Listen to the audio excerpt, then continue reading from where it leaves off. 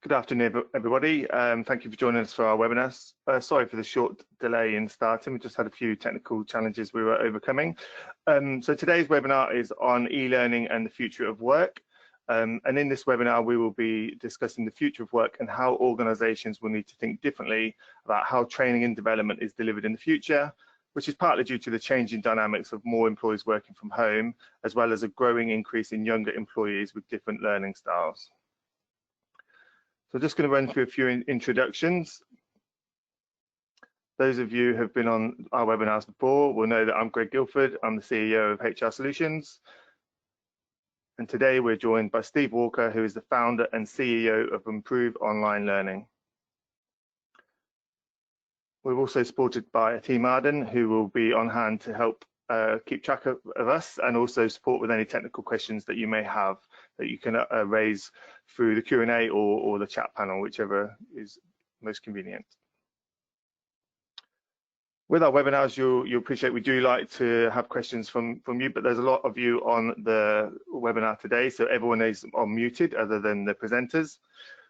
And we'll just talk through how you can raise those questions. So at the end of each section, we will have a short pause and allow you to ask questions, but it works better if you raise those questions as you go along via your chat panel so that we can pull some of those questions together and group them when we're answering them at the end of the section.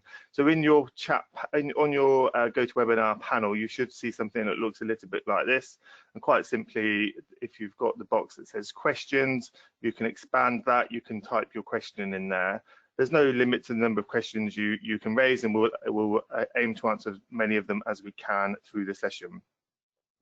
That said, one of the most popular questions we get is, will we be sending around copies of the slides, which we will be, and this webinar is also being recorded and will be available on our website shortly afterwards.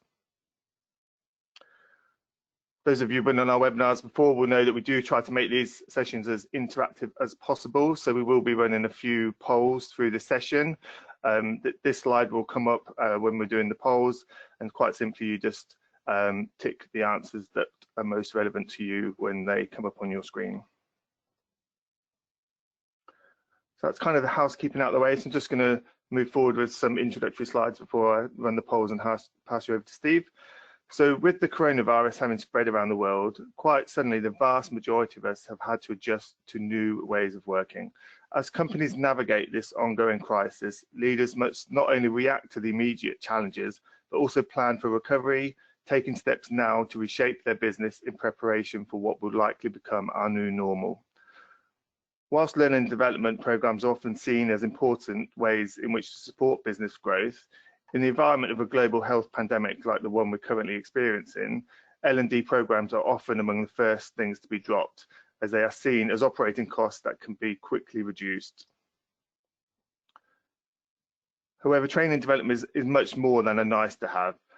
I think we should see the importance of training in the current climate and think about how the time could be used to train for a future that will undoubtedly look very different post-COVID, and that we should see training as an enabler. Training is an important factor in preserving business continuity, and with employees dispersed across the country, maintaining a business as usual environment has never been more difficult or more crucial, of which training and development is very much a part of business as usual. There will, however, be some challenges. As we know, the current normal is that training and development programs are more often than not class-based or face-to-face. With businesses now transitioning to remote working, we must ask how we can continue to support learning whilst abiding by social distancing now and in the future. We've seen technology already play a massive part in this pandemic, with schools and universities already utilising remote learning and moving everything from face-to-face to online, which has been difficult for some. Technology will continue to play a part in the new normal and training and development and how training and development is delivered. We all know that when working from home, technology becomes the heart of every interaction. For some businesses already investing in online learning and digital platforms, their training and development programs were somewhat COVID-proof and have enabled them to continue. Businesses without this technology will have been caught short and will have been struggling to adapt to maintaining their training and development programs. What we can say is most business will undergo a period of change as a result of COVID-19. And looking at the broader picture, it may prove a major tipping point for digital transformation within the workplace and serve as a catalyst for work from home, work from anywhere arrangements. Management teams should be bold and use the current crisis as an opportunity to rethink and enhance training and development, planning for recovery now and not later, so that when faced again with adversity, learning can continue. Before I hand you over to Steve, we're just going to run a few polls.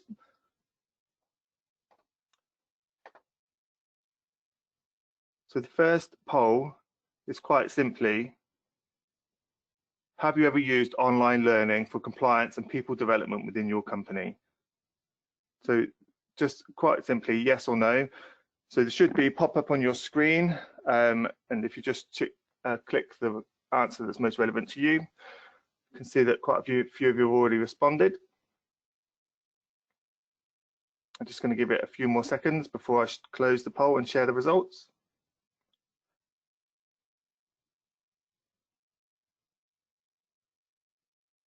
Okay, I'm just going to close the poll.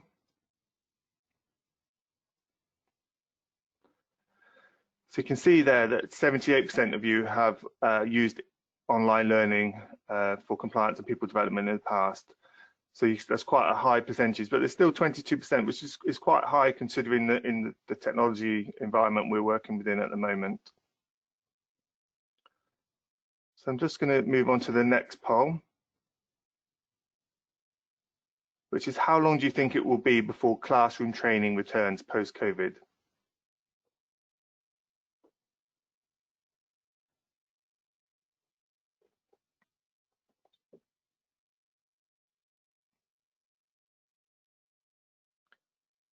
Okay, so about 60% of you have responded so far. So I'm just going to give it a few more seconds.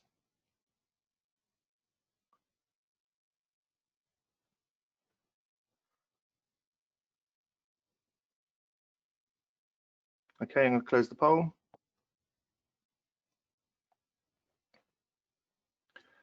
There's a bit of a mix there of results. So about 20% say 3 months, 35% say 6 months, and about 40% say 12 months. And there are some of you who say never. So it's a real mix. And I guess it really depends on what environment you're currently running your training programs in.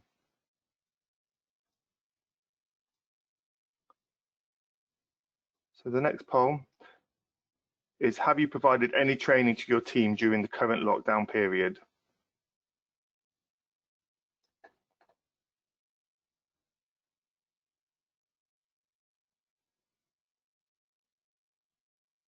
Okay, quite a few of you have responded already. Just going to give it a few more seconds.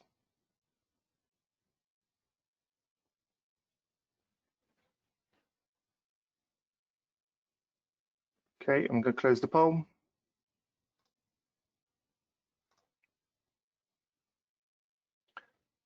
So about 70% of you have provided some training during the lockdown period, and about 30% haven't been.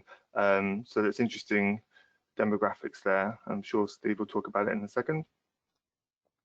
So the last poll before I hand you over is, do you have a training plan in place for your employees? So very simple again, yes or no.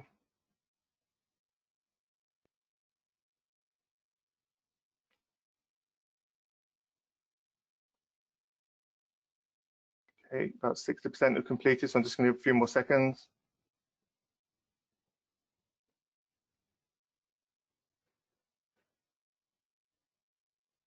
Okay, I'm going to close the poll now and share the results. So 60% have a training plan in place for their employees, and 40% say that they don't. So it's very interesting results there. So thank you for taking part in those polls. We've always found them useful to kind of understand our audience, and I'm sure Steve will bring those results into his presentation. So I'm going to pass you over to Steve now, who will take over and run the rest of the session. Great. Thank you very much, Greg. Good afternoon, everybody, and thank you for taking the time out for this afternoon session. Yeah, some really interesting results there, and I'll come back to the training plan poll, because I think that has real purpose to what we're going to talk about this afternoon. So yeah, just a bit of background on myself. So I've 20 years experience in the learning and development sector, and I've worked with several thousand SMEs across different sectors over that kind of period. Interestingly, I own 4 SME businesses of my own, so I can relate to the challenges that owners have. And my aim with our businesses is to build products to support them. I'm also an ambassador for the IOD, and really I've probably been a bit of a maverick in the L&D space, as I'm one of the very few people who've successfully worked both across government agencies and commercial learning and development for the past 15 years, and more specifically in the online learning sector for the past 4 years. So a couple of years back, I took the bold decision after a period of research to build the first ever online learning platform specifically for SMEs in the whole world. So yeah, quite a bold step. For those of you who don't know, that there are over kind of 700 online learning platforms on the market, all of which really focus on delivering online solutions for corporates as they attract larger ticket sales and command more repeat business. So basically, we've designed a product to disrupt the market called Improve, and we'll talk further about that a bit later on. So yeah, just to move on to the next slide, Greg, thank you. So we're here to talk about the future of work. I want to set the scene and provide a comment on the poll. So most businesses will have a business plan, but not a training plan. And it's interesting to see the kind of 60-40 split on that. The issue I always find is that the training plan, for those that do have the training plan, very few can actually say that it actually aligns in them with the business plan, which is absolutely crucial if it's to invest in training people in the right areas and deliver that kind of return on investment. So if you haven't got a training plan that clearly links into delivering those objectives for your business, you do really need one. A training plan, it sounds quite grand. However, many businesses are currently building recovery plans, so consider these as an area to get yourself ahead. There's kind of critical points really to consider around all of this. So being able to identify the skills that are critical to your recovery business plan and build your training plan from this. This will help you to shape the training that you need to deliver across the business and align everything that you do to delivering back your business plan, which kind of makes sense really. Secondly, that's how you can launch tailored learning plans to close those crucial skill gaps and ensuring important areas like compliance are up to date. This is where we're having our online learning platform can help structure this by providing a pathway of training for each employee so that they can follow that themselves. I think the third point around all of this is to start the reskilling programs now and don't stop. Often people start these sorts of programs and then stop them further down the line. But again, from what we're seeing at the moment, a small amount of investment now is critical in building resilience in both your people and your business. There's a lot of talk about resilience in business at present. However, again, you'll only get a resilient business if you train your people to be resilient. So that's why reskilling is so critical at the moment. As we see the kind of blueprint for the future start to kind of map its way out. So let me just explain a little bit more about online learning platforms like Improve and the changing way that businesses are starting to think about providing learning. So it's like, so at the moment then, from an SME perspective, developing people's never been more important. We need to keep people productive. We need to keep them connected to your business. And we're seeing SMEs of all sizes come to us to set up online learning for the very first time as they prepare their workforce for the future. It's critical as leaders that we have a simple and affordable way of reskilling people to deliver new business models in the post-pandemic era, whatever that may look like. So by using online learning technology, you can support this change through a number of areas. So we've touched on the importance of having a training plan. Well, let's take it a step further and make it relevant to today's climate. So you need to craft the training plan that develops both the digital and cognitive capabilities that you put online for people to follow. So this means providing courses and tailored content to make it relevant to your business in areas such as improving digital and IT skills. I think it's a fair assumption that most people have received a fairly kind of quick and dirty crash course on remote working. However, again, if these skills, if you're going to continue this way of working, then these skills really do need advancing and building out the resilience of the people that work for you. The more cognitive areas are focused around building the social and emotional skills of managers and leaders. So focusing on those kind of interpersonal skills and helping them with the kind of change management side of things so they can see these changes through effectively. And finally, on that side of things, it's more around the kind of adaptability and resilience of people. So again, things like effective time management skills, we're seeing a lot around that, where leaders are realising that people's productivity and skill levels need improving. And then also into things like health and wellbeing courses to ensure that people are mindful and can look after their needs going forward. So microlearning, I want to introduce you to this concept around microlearning. So one of my kind of early questions when I first got into online learning in a big way kind of 4 years ago and started to assess the market was why as SMEs are we not engaging with online learning as really a serious alternative to traditional training. And I think two of the kind of key areas I found were that it's perceived as quite expensive and something for corporates. I've seen, some SMEs dip the toe into online learning. However, they've had a poor experience because it was introduced badly to the employees. It is a bit of an art. When you get the chance to engage with people, it has to be right, and you've got to get it right first time. So these are the sort of things that we help customers with. The content and delivery of courses are also deemed quite boring by the learners, which caused them to disengage, which is completely the opposite of what we're trying to achieve. So this concept of microlearning, what is it? It's something that's improved, that we're supporting the birth of microlearning with SMEs to help them combat a lot of the issues in a cost-effective way that meets the smallest of budgets. For those of you who don't know, microlearning is a Greek word meaning small. It's about getting your e-learning in small doses, delivered as tiny bursts of training material that your people can understand. So Improve is based on teach me 80% of what I need to know in 20% of the time. Teach me practical things I can apply immediately into my role and make them more successful. And putting on hold a lot of the theory of more kind of traditional based training. So microlearning is all about teach me via any device, make it on the go. So with a product like Improve, we built it on the basis of the Netflix of learning. So teach me something quick, resume where I left off, provide content of use to me and my role, so I can be in charge of my learning, but mostly importantly, the learning that you need me to do that's relevant to the business.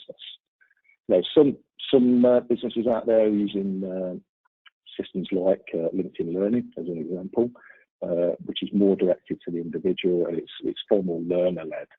But the problem with that is it's not necessarily tailored to your business requirements, so you have little chance really of delivering those business objectives. Can be quite expensive, so if you're providing that for all staff, so again, the return on investment is limited with those types of solutions. However, going back to the need to align training with your business plan to deliver those objectives, the platforms out there like Improve that we've developed allow you to control what you want people to learn, personalise it, and then align it with your business plans. So Improve is purposely not big on theory and teaches people what they need to know and to be able to apply it into their day-to-day roles so that they can change behaviour and become far more successful.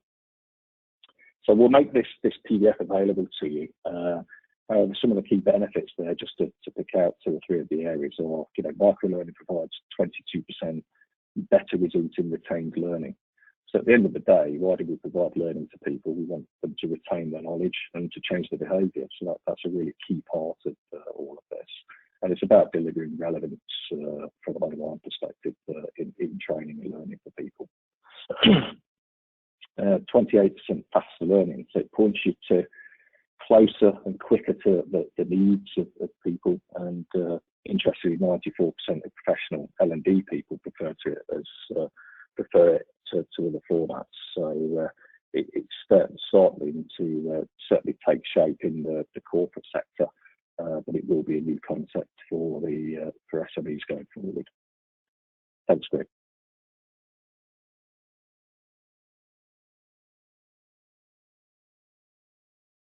So looking at the benefits for SMEs in online learning, it's great opportunity, I think, to implement online learning. As you're more agile than corporates, also with less people, it's easier to determine the kind of skill deficiencies. So again, you can see the areas for reskilling and develop online learning programs to support that. It's really important not to waste time at the minute by cutting budgets. When you've got cost-effective platforms like Improve that you can use to achieve this. So remember, you need to build efficiency and resilience in your businesses now. So businesses can't, again, afford not to be resilient. You're only going to be resilient if you train your people.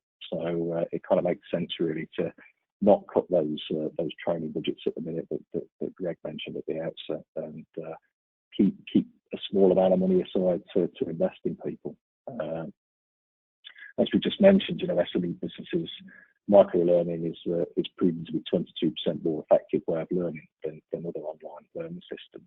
So it's more engaging, you can personalise it, you can make it really flexible. And the modular format of each course allows short bursts of 3 to 12 minutes. So it's really easy to access at any time. So if I'm sat on a bus or a train and I've got 5 minutes to spare, I can access my learning and training and complete a particular module.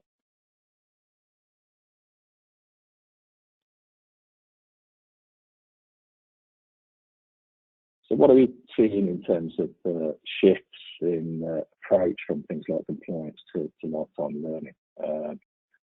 If we take a really kind of basic, kind of traditional classroom-based example, such as an awareness course for manual handling, which most of you should be doing on an annual basis at least. From a cost perspective point of view, this might start at probably £300 upwards for a day, plus you lose your people out of the business with the associated cost. So in comparison, by looking at kind of micro-learning, your people could learn the same material from as little as £1.50 per person per month, which is around about 90% cheaper. And your staff can complete this in less time and again, at a time that's convenient for them and the business, and retain more of the information that you need them to. The additional benefits are, again, that you can have this training all year round as opposed to once a year. So you can test your employees and keep records of compliance for audit purposes, which are all delivered in the right format. So you've always got proof that your people are compliant.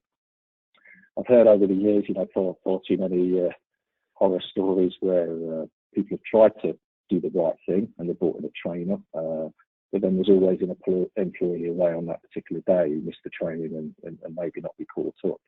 And the decision for the business is whether they bear the cost twice and have the trainer back in, or whether they wait for next time around, or even worse, they forget about it.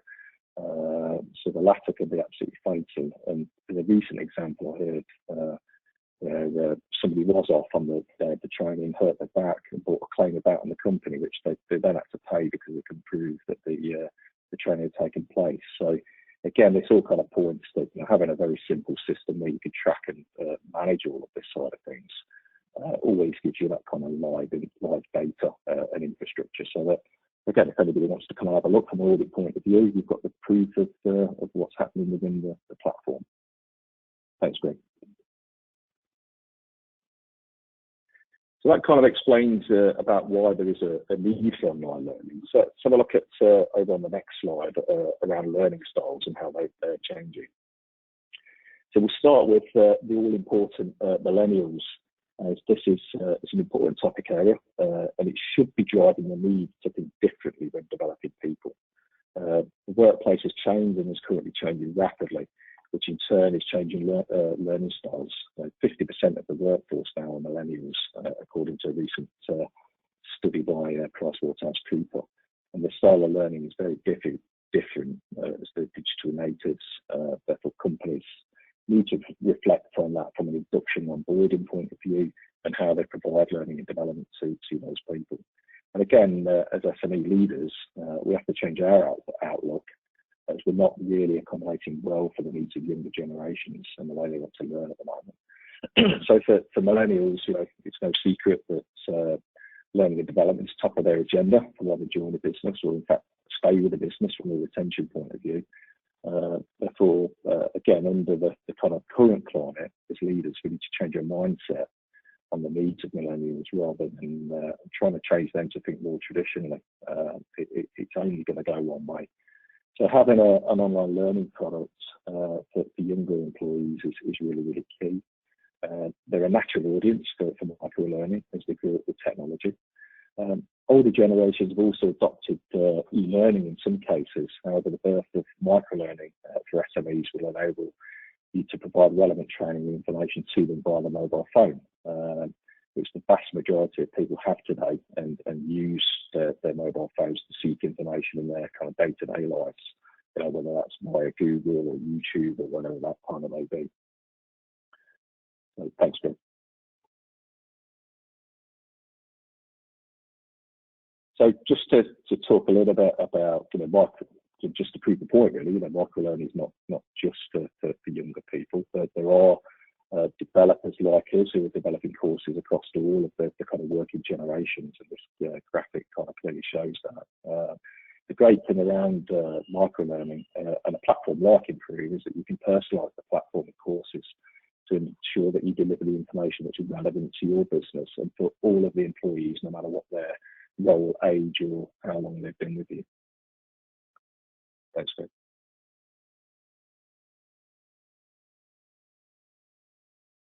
So the flexibility in learning is really, really key. In today's workforce, they want to learn when they need it, wherever they are.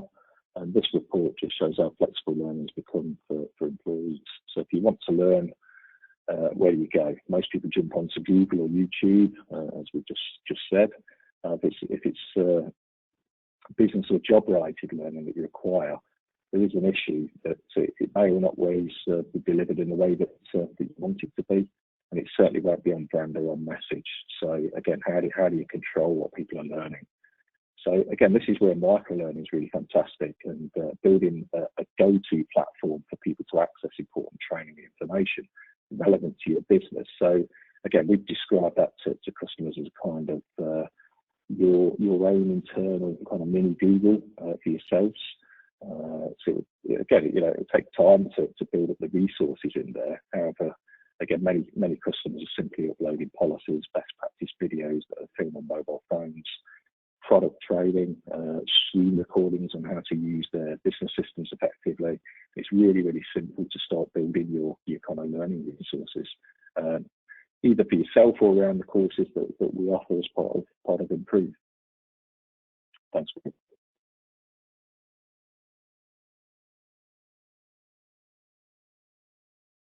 So, as discussed, Improve again it's all about teaching something quick in a micro-learning format and provides an on-demand learning experience for employees where you can personalise their experience whilst tracking and reporting on their progress. So there's a huge range of courses in the library that have been nicely sectioned into core kind of topic areas to support any SME, and the library will always grow. So Greg, if you can just flick over into the library there, please. So you see there's kind of 6 core areas that we currently split down the topic areas. And I thought it useful just to talk through some of the courses that are on the rise and the patterns that we're seeing in forecasting skill gaps, particularly with kind of the current economic climate. So those the kind of 3 core areas are obviously the working from home suite that we've developed. And interestingly, we offered a free work from home course, which became hugely popular. It was around about a 200% increase in traffic on the first day alone for that particular course. And we've built since then that into a whole suite of working from home courses that tops our playlists at the moment. We're also seeing courses such as time management high on the agenda. As again, as I said earlier, leaders are starting to realise that the teams could be more productive. and also improving people's IT and digital skills to help them work from home more effectively. Second area we're seeing, again, is from a compliance point of view. So lots of customers are using this time really wisely to get on top of important compliance training, and using our courses and supplementing these with their own policies. Some are adding best practice video clips on how they deliver compliance across their business, and the vast majority are sort of adding tests as well to test for compliance knowledge. So all of the compliance courses come with tests. The platform even randomises the questions. So again, you can set deadlines for training. You can set reminders for people to go back through training next year, or at a time that's however frequent it may be. The system take care of all of that. So again, for a lot of SMEs customers, when they first join us, it does enable them to get rid of the spreadsheets, which is really great. And the third area is a really important area, is around the management development side of things, and using the platform to build out those talent type frameworks, so that people have got a succession plan and from a management perspective, got a progress journey that they can go through. So again, one of the kind of the issues that I've always found within the SME market is that they don't necessarily feel that they've got the time and the budget to develop managers. But there is some great practical focus online courses as part of Improve, again, delivered by an expert who's worked with thousands of people on a face-to-face training point of view over the years. So we've taken all the great practical parts of these courses and transferred them online. Thanks, Greg. So I'm not sure how well you can see the library and the pricing structure there at the bottom, but we will get this PDF out to you after the event. Of course, the library does provide everything an SME business needs to be successful. We start with introductory courses, all of these in a modular format, and these develop into more advanced skills. So there's always something in there for everyone. Each course has been designed by an industry expert. That's really, really key. And built in-house here at Improve using our micro development team. All the courses are up to date on a regular basis. So again, if there's changes to legislation, again, we take care of all of that, so our customers don't need to worry about that. And as we've just said, we've introduced our kind of new work from home suite. So the library is always kind of changing and being flexible to the needs and requirements of customers. We didn't have, being honest, before the pandemic, we didn't have plans for a working from home part of our library. Well, certainly not yet anyway, but we pushed that to the forefront so that we could help customers during this period. Thanks, Greg. Just to kind of touch on partnerships then. So we work with partners like HR Business Solutions to support their customers with introducing online learning. And we have a full partner program for outsourced HR providers or all the businesses who may have a network of SMEs that they would like to introduce online learning to. We've recently launched a partner hub, so our partners can retain complete control over their customers, and they can also enhance their service offerings and potentially generate new revenue streams for their own businesses. So overall, Improve does provide an excellent way for organisations to actively support customer training needs in areas such as induction, onboarding, compliance, soft skills, and management development.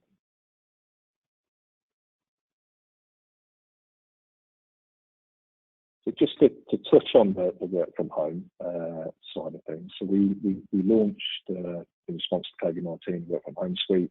It's been really, really popular. It starts with a free online course. So again, you'll be able to access this following the event via the information that we've forwarded to you.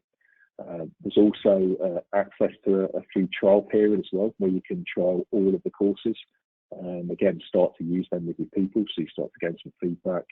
There's over 90 modules there of learning. And again, within the kind of working from home side of things, there is things like courses on 360, Teams, and we're also building out other areas such as how to manage virtual teams, because that's going to become a real art kind of going forward.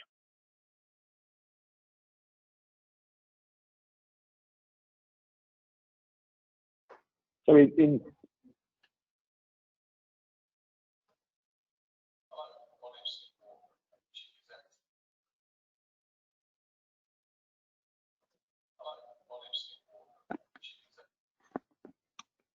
So I don't think the video will play, Steve. No, that's okay. Yeah, fine. Okay. Well, the actual video for anybody who wants to see the video is on the main website at improve.online. So again, I'll just talk over the top of that, Greg. Okay.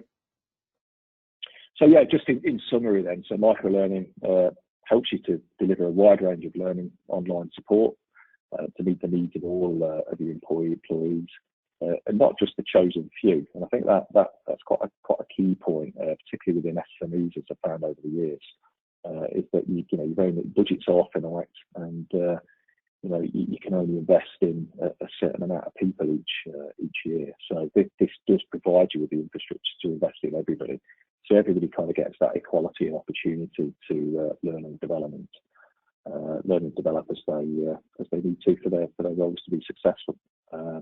We've seen a really huge upturn in forward-thinking SMEs like yourselves, that are obviously on this call and interested, taking up online learning for the first time.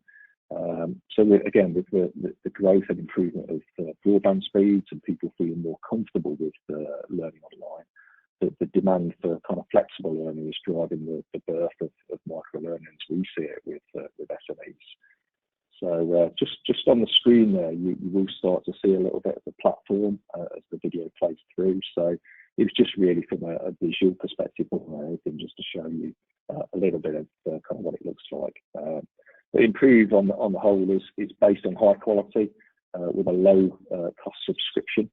So we can make online learning affordable for every SME, with investment starting from £1.50 per person per month, which is, again, less than the price of coffee, quite a cheap coffee at that if you go to Starbucks or Costa, like I do. So again, Improve has all of the kind of functionality, the look and the feel that the corporates enjoy.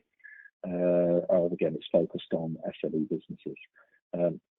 One of the things we've taken a lot of time on is to develop the courses and make them specifically written for SMEs. So using really straight to the point language and relevant SME examples. And again, you won't find this anywhere else on the market. It was something that we researched quite heavily when we first got into this. A lot of the online learning out there, the examples are based on corporates and don't make a lot of sense really if you're an SME business going through those particular training programs. It's all about trying to relate to the SME. So one thing that we have done recently, and it's one thing again that we've organised with Greg and the team at HR, again in response to the kind of current economic climate, we're providing a 3-month licence instead of our standard 12 months to help businesses afford and take that kind of initial step into online learning for the first time. So again, Greg will send through information on how you potentially sign up for the free trial, and then hopefully take advantage of the initial 3-month license. So that kind of comes to the end of kind of what I wanted to discuss in that kind of brief introduction to microlearning. So again, I thank you for your time, and I hope you found it really useful. Happy to take any question that people have and work through those with Greg. Thanks, Steve. Thank you for putting up with the technical challenges as well. I know it's not easy when you plan to do something and it doesn't go as easy as planned. So thank you for rising to the challenge. And hopefully I clicked at the right time, just about. Yeah, so absolutely. Before I kind of go on to some of the questions, just kind of sort of some things I picked up from there. So I think when you're talking about the kind of different generations of employees and their different learning styles, I think it's fair to say that millennials obviously have an expectation to receive training as well. They kind of, that they don't just go to work for the fun of it or just to earn money. They actually see it as social interaction and want to have that career development as part of it. And I think so as there's more and more of them going into the workplace, there will be the need. They will want to look for companies that are valuing their staff and providing ongoing training for them in whatever format that is. It's absolutely key, and we're seeing younger people enter SME businesses in their droves, and for a lot of our customers to be able to actually show them at interview that they've got a really sort of cool and modern interface that they can work through from an induction point of view, but also from a learning perspective.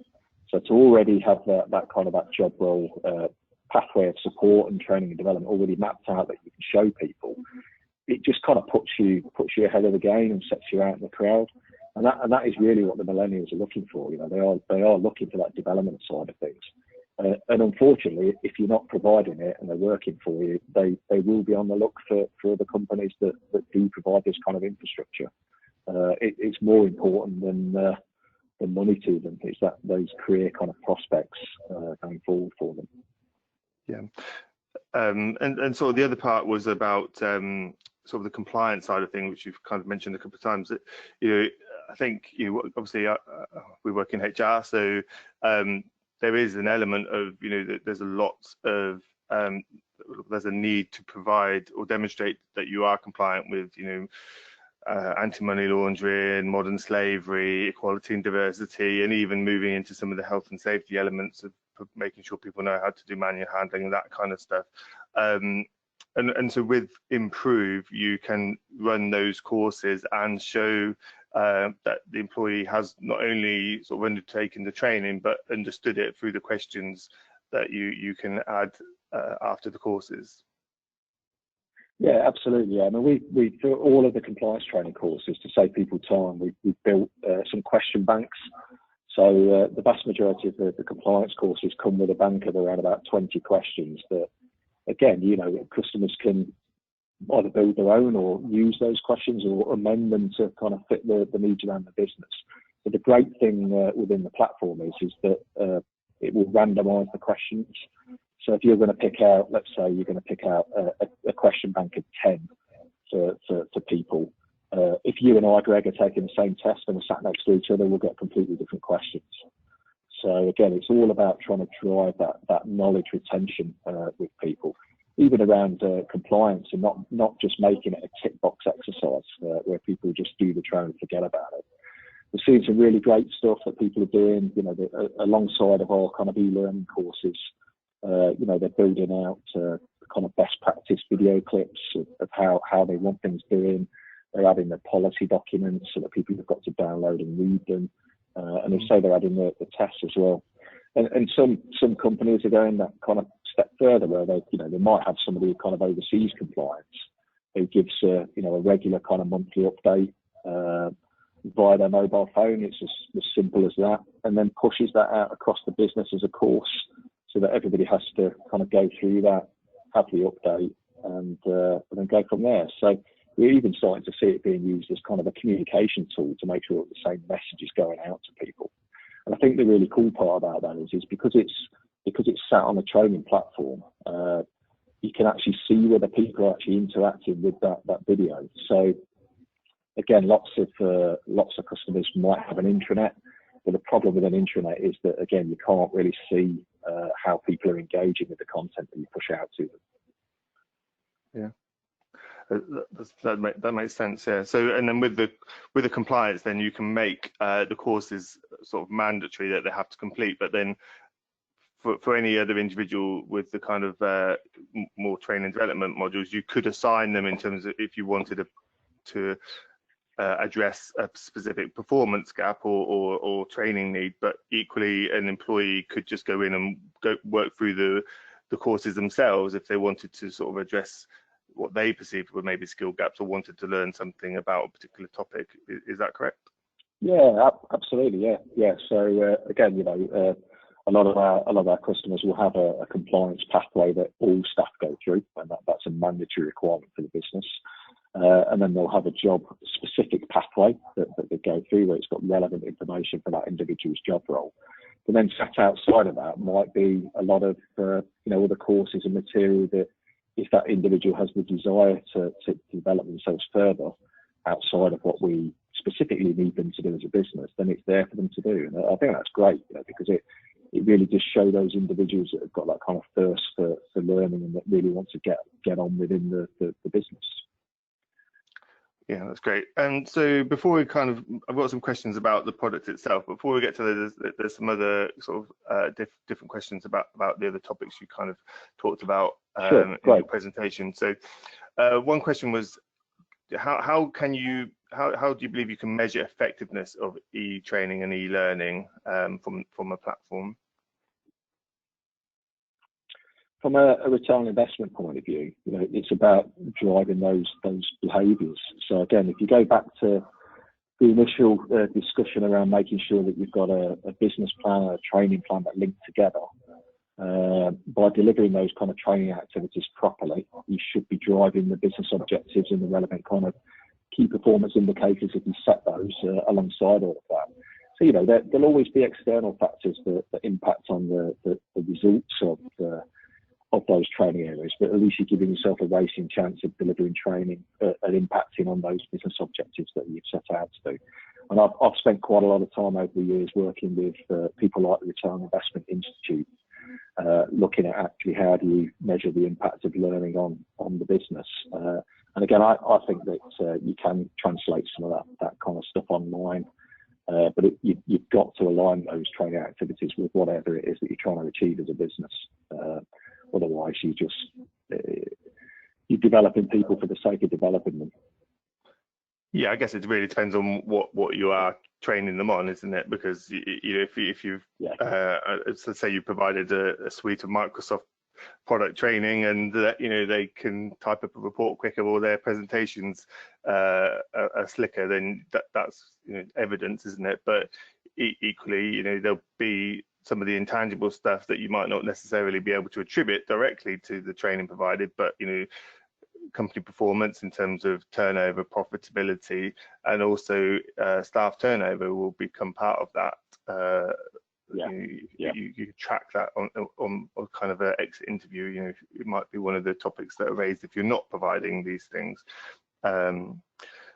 So the one last question I'll ask you before we move on to the kind of product related questions is, how important is it to have a learning culture in the workplace for millennials? Absolutely, yeah. It's the number one thing that they're looking for. It's top of the list. You look at all the research out there. Learning and development and having that kind of career plan is really, really critical for them. So again, you can combat a lot of that through having, like I said earlier on, having an online presence, an online platform that's got their development mapped out for them. And I think that it's really, really key as well, where you've got fast growing businesses.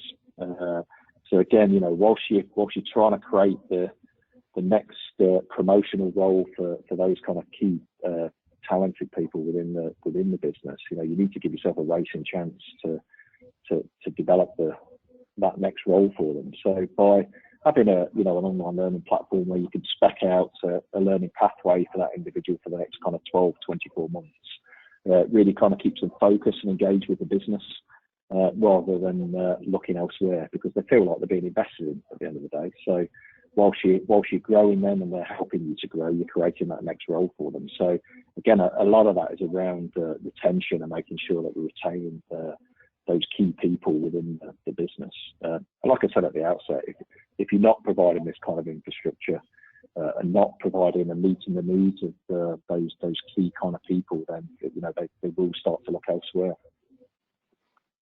Great.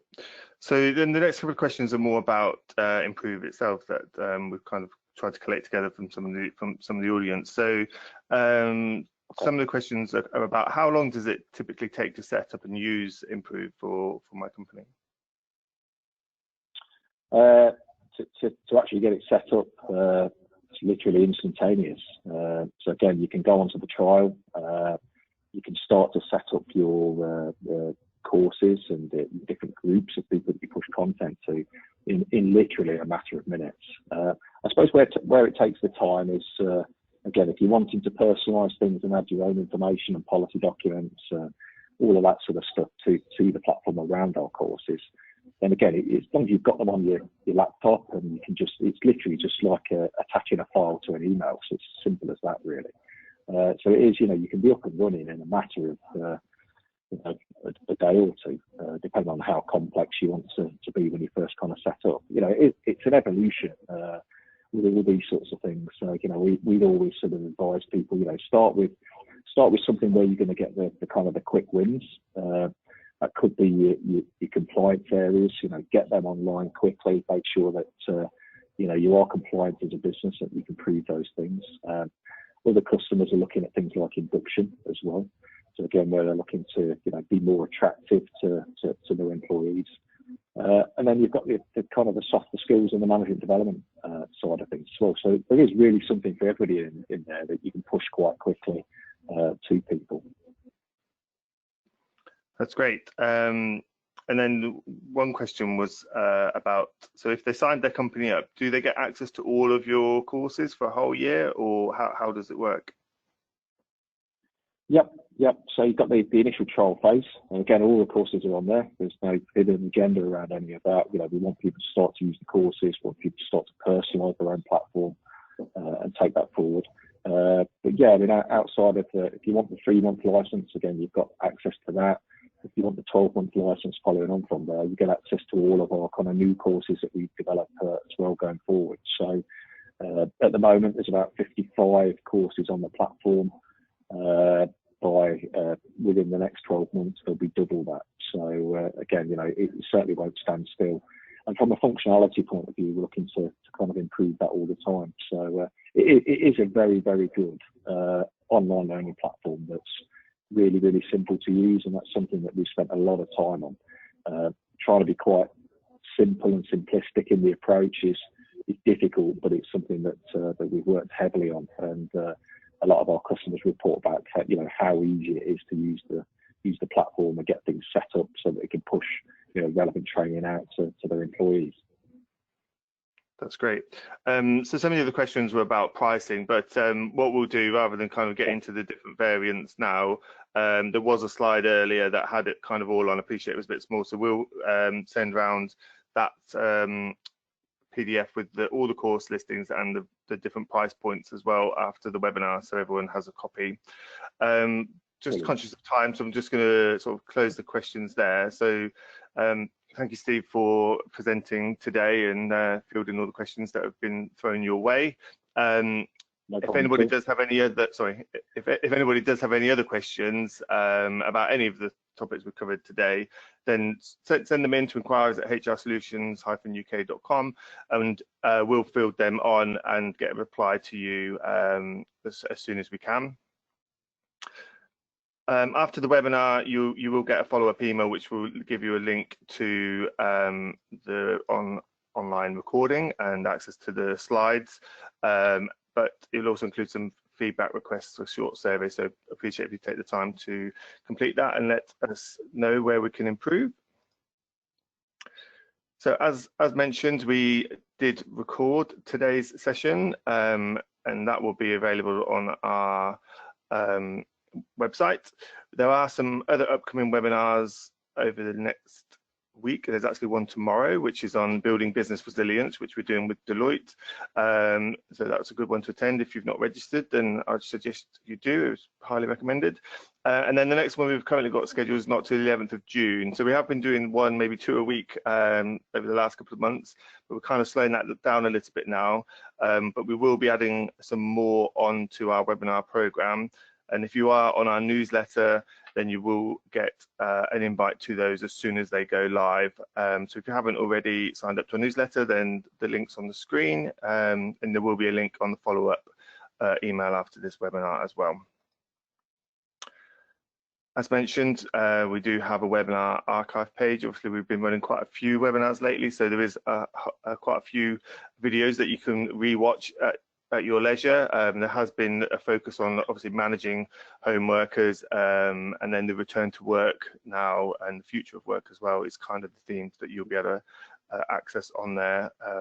Most of them are between sort of 45 minutes to an hour, so find some time where you can watch them.